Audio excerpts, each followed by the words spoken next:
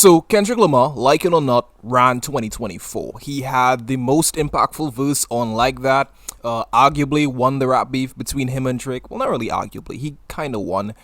He made a bigger nigga apologize, and he dropped an album, GNX. So today we'll be reviewing said album track by track. Think my hard work let Lil Wayne down, whatever though. Call me crazy, everybody questionable. Turn me to an Eskimo. So with Wacced Out Murals, we start off incredibly menacing. It is gritty, it is dark, and Kendrick is on that fuck you mode. On this track, he addresses a lot of different things. He even calls out Snoop and his feelings towards him posting that tailor-made freestyle, which, side note, I enjoyed it. AI Tupac and all, I was fond of it. And then Snoop responded in a really mature way, saying that, hey, I'm sorry little homie, it was actually the edibles, which was pretty cool. Wayne also gets mentioned here in regards to the Super Bowl snub, which I think Kendrick did a really good job. He basically said that you inspired me, I listened to your music, and that's why I'm in the position that I'm in right now, which how can you really be mad at? But let's talk about that line, don't let no white comedian talk about no black woman, that's law.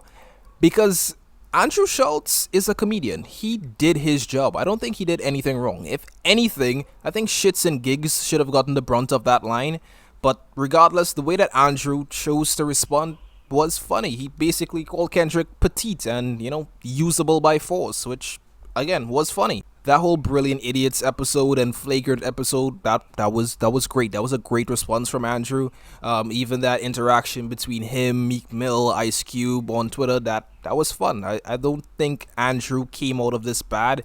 And why would Kendrick just choose to respond to a comedian of all people? But yeah, this entire song was just confrontational as hell. You even hear parts of his verse that was spliced out, which makes you think he really did leave out some shit. Like, what could he have said that he didn't already say? W opening track, great energy.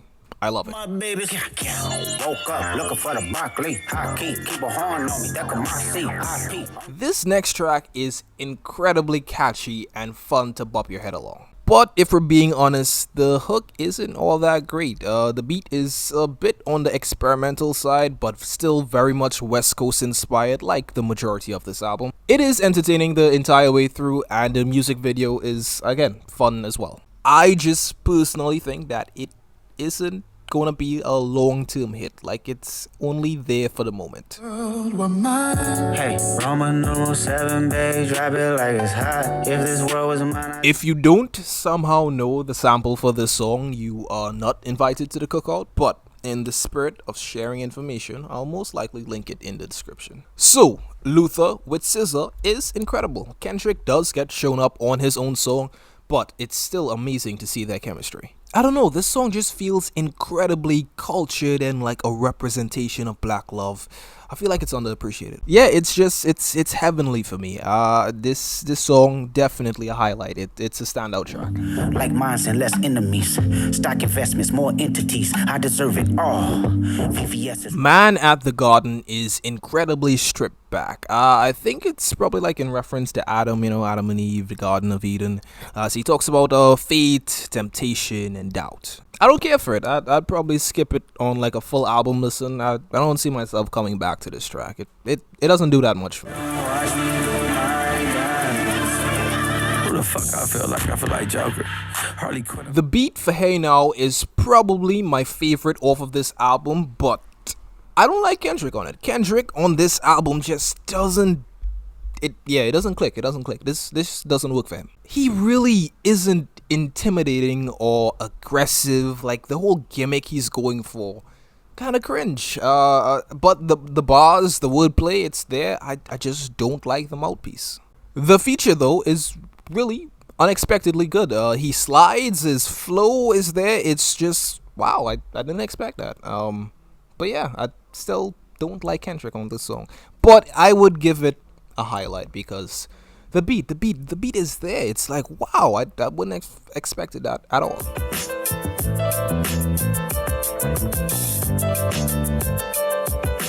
Reincarnated is a beautiful example of Kendrick's storytelling capabilities. It's a very philosophical concept as we go through several lifetimes of other people that are all different versions of him being reincarnated each time, which makes him contemplate his morality, his humanity, his existence. Like, I get if it's a bit overwhelming if you're a casual listener, but if you're a Kendrick Lamar fan, this is kind of what you expect. If anything, it's a criticism that this album doesn't have more tracks like this. So yeah, this track is truly a delight for most listeners and most fans. Yeah, I do enjoy it. Fuck being rational, give them what they ask for. It's not enough. Few solid niggas left. TV Off is fucking great. It's a straight bop and easily fun to listen to. I think people forget that Kendrick can make bops like this, like he didn't make the entirety of Damn. And then the beat switched to that huge Mustard scream, which unfortunately Mustard album didn't sell as good as we thought it would. Yikes. All my kids, I suck you niggas up. Have you ever took a fade and ran 3 more back to back? Oh, you haven't, then shut. If I were to describe, I would say it's very laid back, it's smooth, maybe even sensual, probably sensual. Smash. What they talking about? They ain't talking about nothing. What they talking about? They ain't talking about nothing. What they talking about? They ain't talking about nothing. What they talking about? They ain't talking about nothing. Whoever defends this song is an absolute glazer. Like, this is the embodiment of what you think it would feel like introducing to someone who hasn't listened to Kendrick's music. Like, this is what he would sound like. The hook, absolute dog shit, and then he turns into Miles. Like, what kind of fucking impression is this? I'm utterly disappointed. This horrible. Absol in the corner, mumbling raps, fumbling packs of Blackie Mouse, crumbling kush till he cracked the smash. Call me a hater, but Drake's version was better. I don't care. Fight me. I'm kidding. This was great. I wouldn't say it was better, but it was great. And I'm loving it. Tell him Kendrick did it like hi, have you ever been a... And here we have the track itself, GNX, which you would probably know as the name of the vehicle on the album cover already because everyone has said that. But this is very skippable. This track isn't it? I won't do it. It sucks.